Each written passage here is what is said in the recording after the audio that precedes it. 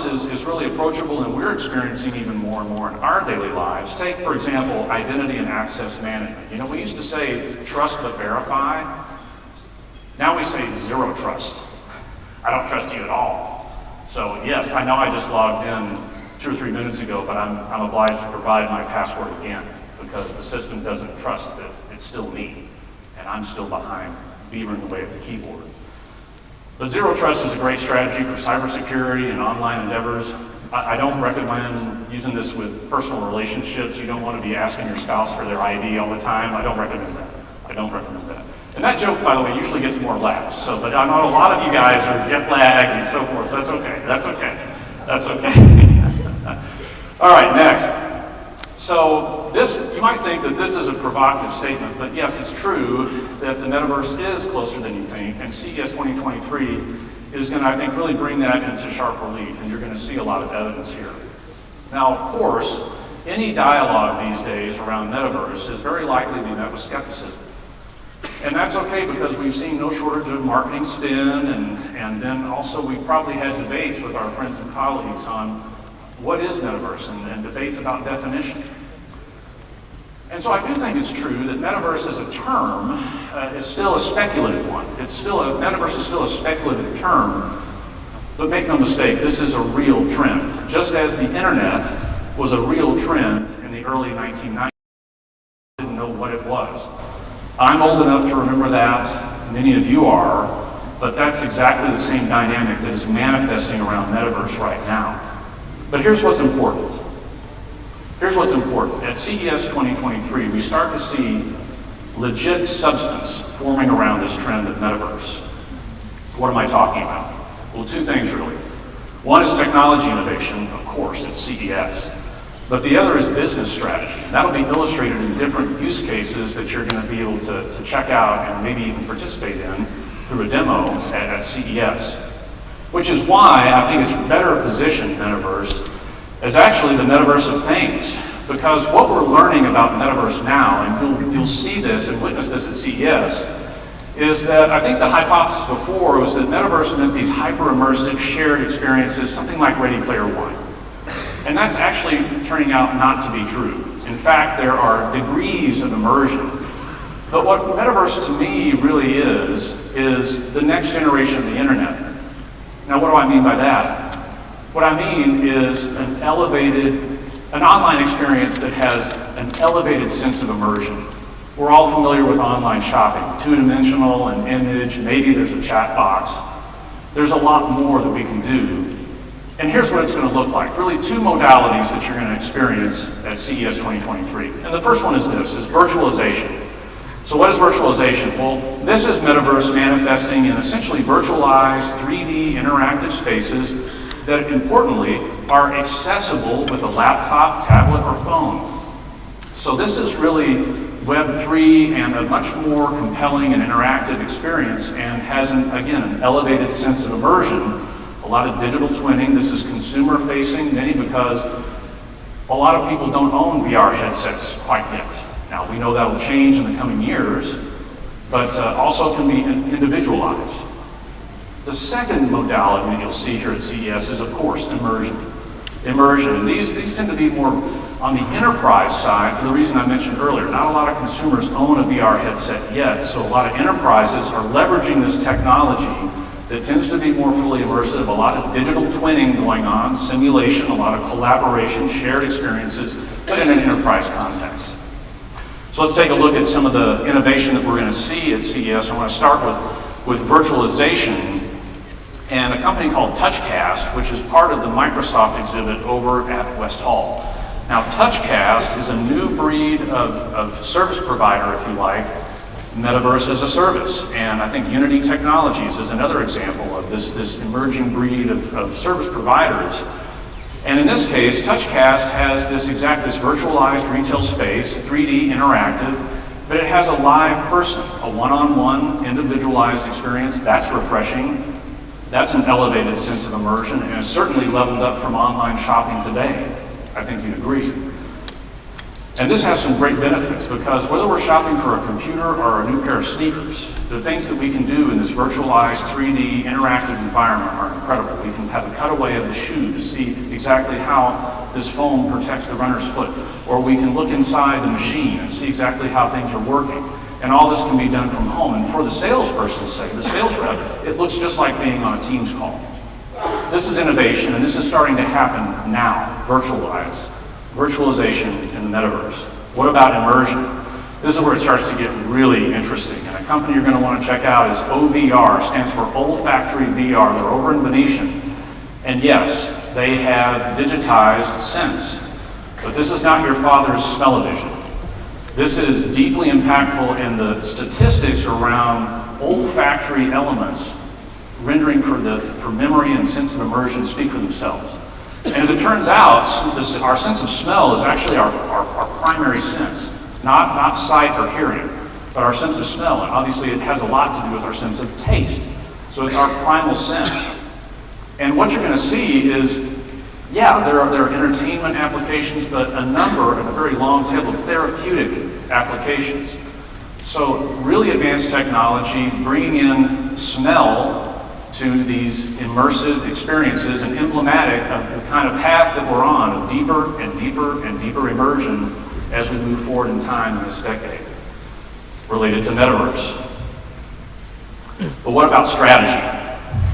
Well, again, I've compared where we are with metaverse today with the early first days of the internet, and it's true.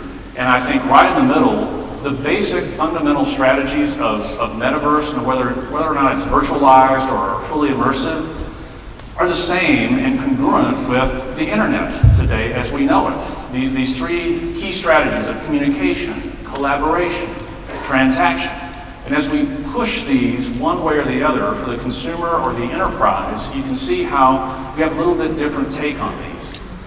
In the enterprise, it could be simulation, like I talked about, a lot of digital twins starting to happen, and engineering and design and so forth, a shared immersive environment. All the engineers in a shared immersive metaverse space working on an aircraft engine or whatever it is. And for the consumer, it could be a retail experience, as I described, or competition, which is code for gaming. Lots of different opportunities. So we're learning about technology innovation with the metaverse, but also what is the business strategy? And that's profound and significant. And that's the substance that I was talking about. So what about transportation, mobility, automotive? Now, if you were with us for CES 2022, then you got to experience the shiny brand new West Hall, which is pictured here. And it's still very, very new, and it definitely is still super cool and cavernous, but this is where you'll find all those transportation exhibits. And under that roof, we're gonna see really three key technology themes. And the first one is this, is of course, we're gonna see more electric vehicles, but as equally important is how the electrification ecosystem is evolving. Now, what does that mean?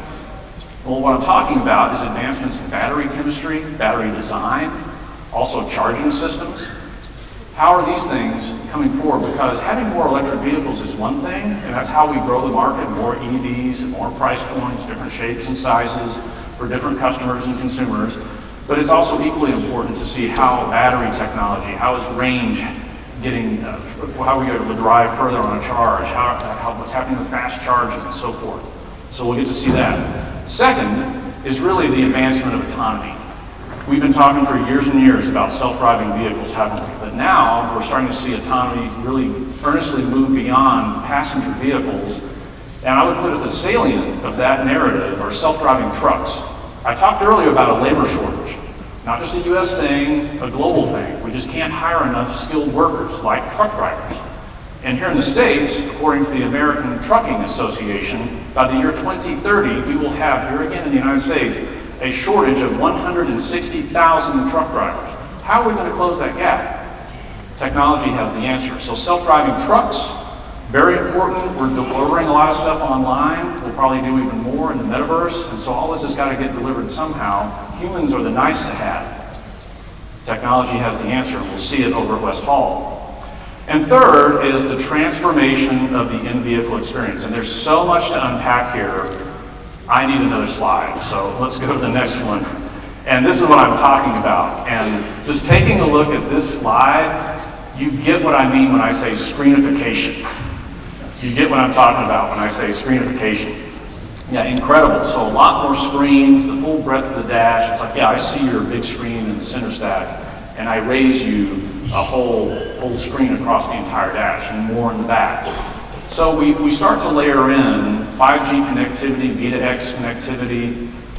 Really what I'm saying is the vehicle cabin is really a nexus for so many different technology trends. And they're coalescing, and we have this convergence, this confluence of trends that are happening. We used to talk about entertainment a lot in the vehicle. Well, now cars are becoming marketplaces. And not just for the passengers, but also the driver when we think about voice control. The old way is I order my latte from Starbucks on my app. They're working on it. I'm going to go pick it up. The new way is using voice control and services to order that latte while I can really use a latte. Hey, and order that while you're driving using voice control, and it's waiting for you when you arrive. So the vehicle becoming a marketplace, but also another new trend, features as a service. Features that you've heard about paying a subscription fee for your heated seats. Will that be the tip of the iceberg? I don't know. We're going to find out, and maybe some of the vehicle OEMs here at CES 2023 will have something to say about that.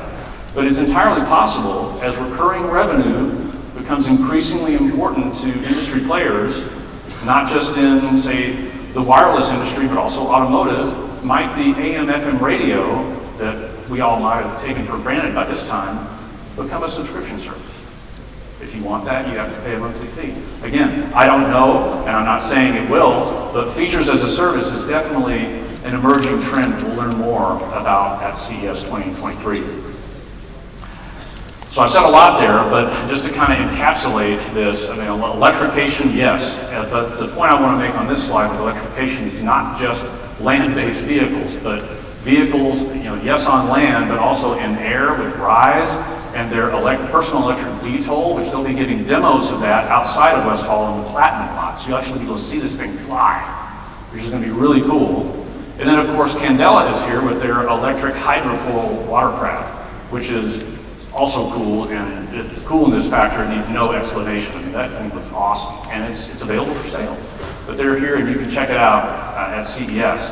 And then, of course, sensor innovation of all kinds, optical sensors, certainly LiDAR. If you're an electrical engineer, then you know that a lot of this innovation centers around solid-state architectures.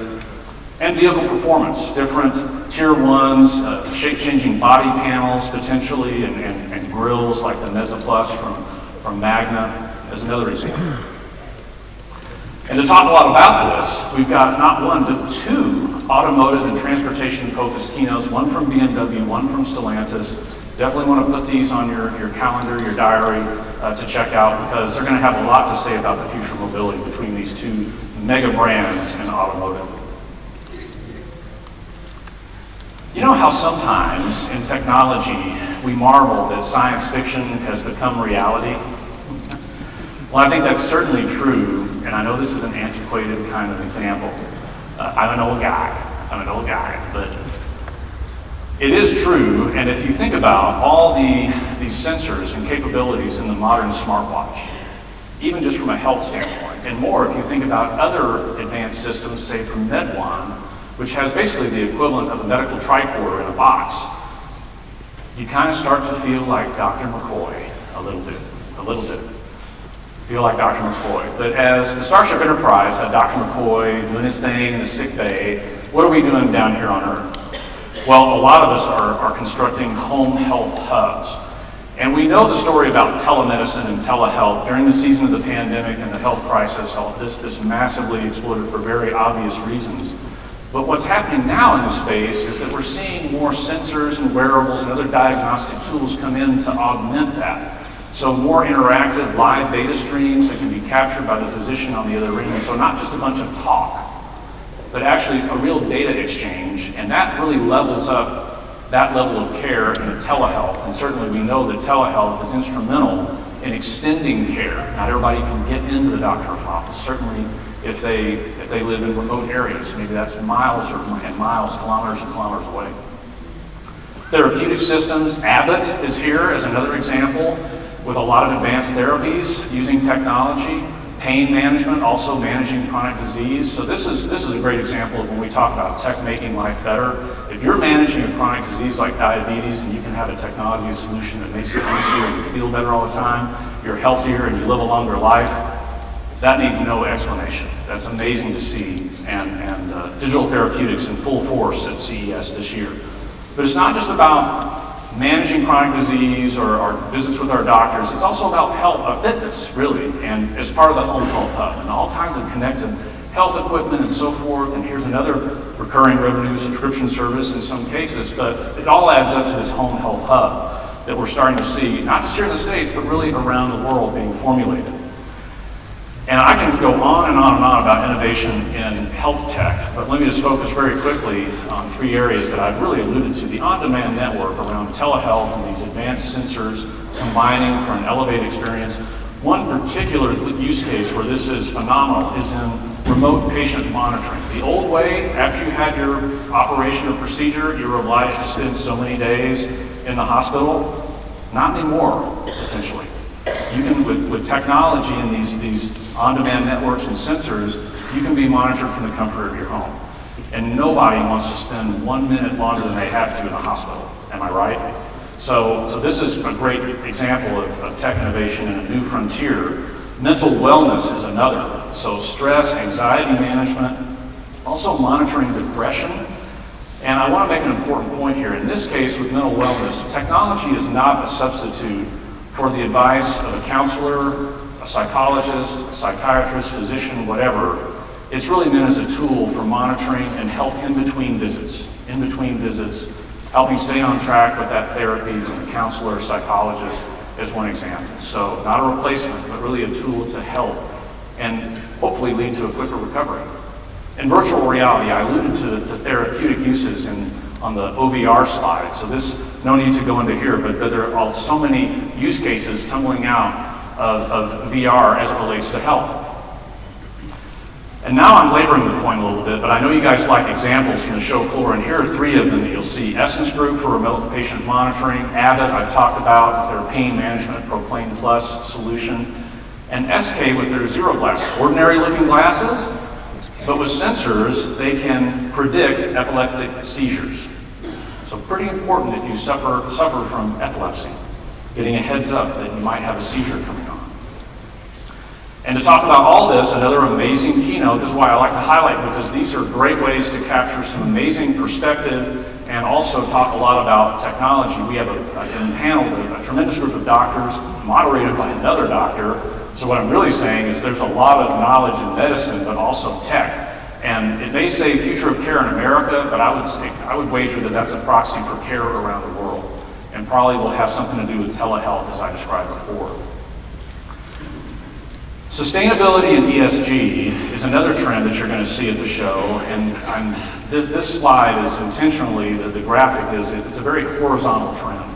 Put another way, I think it's going to be omnipresent at CES 2023. So we know there's been a rising dialogue around sustainability and ESG in all kinds of different places, all across the economy, every kind of different sector. Everybody's talking about this. And with tech alone, there's a lot underneath this umbrella of sustainability. Not time to talk about all of it, but I can talk about some of it, like clean air, alternative power, and then also food and ag tech. Let's take a look at some of that. Some more examples from the show floor, including a couple of startups that I know you guys love to document out there, that just the cradle of innovation from startups underneath the park. Aqua Robotics has, as you might be able to tell from the picture, a robot that swims inside water pipes to create a digital twin, but also to look for leaks. And the statistic I'll leave you with is that globally, about 30 billion cubic meters of clean water are lost due to leaks each and every year. That's a lot of clean water. We can do better, and solutions like this help. The Jackery is your personal power windmill. Pretty cool if let's say you're at the beach and it's like someone has their solar array. Here you come with your solar power, your wind powered windmill. So alternative power sources, really cool. And I talked a little bit about battery technology in the automotive chapter, but Leyden Jar has a new take on battery technology. If you're familiar, batteries have anodes and cathodes, positive and negative. And up till now, they use graphite, which is pretty harmful for the environment if it's not disposed of correctly, which often, I'm sad to say, is not. Using silicon is very neutral for the environment, and you have only to look at your nearest beach to find a lot of silicon around. So it's not a rare earth mineral or anything like that by any stretch. But what about ag tech? Well, I talked about this new phase of automation and virtualization that's starting to manifest really across the economy, and I've talked a bit about that. But this slide really documents what I think we can expect in terms of agriculture. So what you're looking at here is essentially the fully automated farm with 5G connectivity. We have sensors in the soil, in the sky, with drones doing spectrographic analysis. We have intelligent connected silos with predictive analytics that are estimating just exactly how much grain or whatever it is that we're going to harvest. We have autonomous systems in the field doing the tilling, the harvesting. A lot of that data is computed at the edge, but even more is computed off-site in the cloud, and a lot of the insights are downloaded right to the farmer, where he or she gets a whole new perspective on how much fertilizer they need to order. Maybe they can commit to a futures price and get a jump on their competitors, but also really optimize food production, and that's really what we're talking about here. But I'm not just going to talk about this. Actually, John Deere is. In their keynote, we have John May, the CEO of John Deere, here at CES. And this, on the screen, is their newest innovation, the autonomous tractor. If you look closely, there's no farmer in there. There's no farmer. It's driving itself. And so again, how will technology help feed a growing world? We have more and more mouths to feed, so we desperately need technology innovation to help us. And John Deere will have some great examples of that. Okay, last chapter on gaming and services. And in this chapter, I want to feature some of our amazing research that we do each and every year at Consumer Technology Association. A lot of it focused on the US market, as we are the North American Trade Association for Consumer Technology. But in any case, I'll be featuring some data from our very recent Future of Gaming study that was actually a refresh of work that we did in 2019. Very interesting comparisons. And importantly for you as media, we're releasing today our updated industry forecast. And so I'll be featuring some services forecast data in this chapter. But to come back to gaming for a moment, one of the key insights, of course, we know gaming is very important to the industry, but it's also important to culture. It's become very important to culture. Let me show you what I'm talking about and some of the evidence to document what I'm talking about. According to our 2022 Future of Gaming study, now this was released just last fall, just a few months ago, the US market today has 164 million self-described gamers. And by the way, I know this is US data, but trends are global these days, and I think this is a good proxy for more global trends. But that's a very big number, ages 13 to 64. In fact, if you look at the US general population across that age cohort, the gamer segment represents nearly 3/4 of the general population between 13 and 64. So a big number, but an even more surprising and another big number is how much time people are spending gaming these days. Back in 2019, our research found that the average gamer in the US spends 16 hours a week playing games. Pretty big number. What is it today? Today it's a full day, 24 hours. 24 hours on average per week spent gaming. Now, how could that be possible? Well, take a look closer. A lot of gamers in the US describe themselves as a casual gamer, but also as a mobile gamer. They confess that they're a mobile gamer. But I don't know about you, but on the plane, I saw several people around me in my vicinity, pretty much the entire 5-hour flight from Washington, D.C. to Las Vegas, they were playing some kind of a game. So it's all these little in-between moments that we spend gaming adds up to a lot of time. Not just hardcore gamers, you know, staying up into the wee hours of the night or the morning playing games. It's a lot of us. So really interesting. But why are people spending so much time gaming these days? And this was another profound takeaway from our research. And it's this, is that we found that consumers are still playing games for the age-old reason of entertainment, escapism, some competition, if you like Fortnite, as one example. But increasingly, it's about connection and socialization. So what I'm saying is, the game is really a construct or a medium for socialization. And I myself, guilty as charged. You know, I connect with my friends online, and yeah, we're playing a game, but we're also talking about what's been going on. We'll plan maybe at the next happy hour or something like that. It's a construct in many ways for socialization. And I think when we think about metaverse and those immersive experiences, that will only grow and increase. But what about at CES, to kind of pull this back now for gaming at CES? Once again, a lot of innovation is going to empower connections, whether it's hardware, cool new displays and monitors, haptic systems, deepening immersion for these experiences. And yes, I'm hopeful that we'll hear more from Sony about their PlayStation VR2 headset. They talked about that at CES 2022, but hopefully they will again, and they'll give us more details. So, and by the way, the gamer cohort or audience or segment is pretty much purpose-built for these shared immersive experiences, and that's another key finding from our research. But what about services? Okay, well we know certainly coming out of the pandemic that services have become very important to consumers, and in fact a lot of consumers adopted a whole bunch of new services during the season of the pandemic, like ordering groceries online. And the key takeaway is that consumers, not just in the US, but around the world, are sticking with those. So we've seen really a transmutation, a modulation of consumer behavior, really emphasizing services. And to provide more evidence, I mentioned our brand new forecast that we're releasing. You can get a copy of the press release tonight. Here in the US market, 31 cents of every tech dollar is attributable to services spending. That's a big percentage, and it's only going to grow and increase. Because I think more and more, it's more about services and the things that we're doing with tech, and less about the hardware itself. Less about the hardware itself, and more what we're doing with tech, which is why we're seeing more competition in the services space, across cloud gaming, fitness, so many different aspects. And also new business models. I think the whole ad-supported video streaming business model has gained a lot of news and commentary, and helps extend those services to households and maybe reduce churn in some cases. But really services today underpinning today's modern digital lifestyle.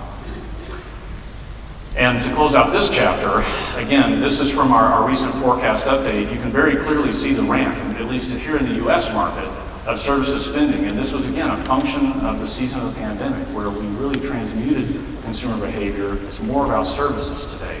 Services being very important. And although we've kind of leveled out here, most of this ties to the current economic environment and inflation, paying more for everything. Consumers are taking a little bit harder look at their services portfolio, if you like. I think, though, once we get through this economic downturn, we'll start to see that services sector start to grow again. And we'll probably see a whole slew of new services here at CES 2023. Okay, well that concludes my remarks. Unveiled is next. We've talked about a lot of trends tonight here in this ballroom. There's even more innovation waiting for you, and even more beyond that on the show floor of CES 2023. Much success at the show. Thank you.